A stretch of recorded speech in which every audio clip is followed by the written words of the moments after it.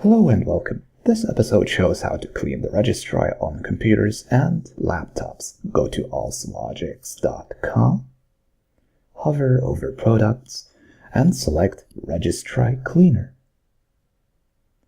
Press Download Now, and select Save File. Note that in this case the file was not downloaded because it was already downloaded. Double-click on the setup file and follow the installation procedure. Once that is done, double-click on the Oslogics Registry Cleaner icon and press Scan Now.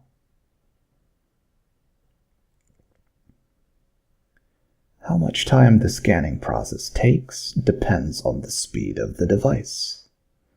In this case, it takes a couple of seconds for the scanning process to complete. On the window, there are various information. For example, one can see the number of errors that have been found and the amount of registry keys that have been scanned.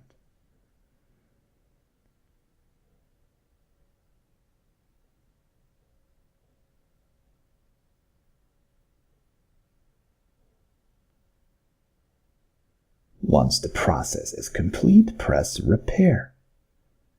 Thank you for watching. As always, you are welcome to subscribe. With kind regards to you all, wherever you are.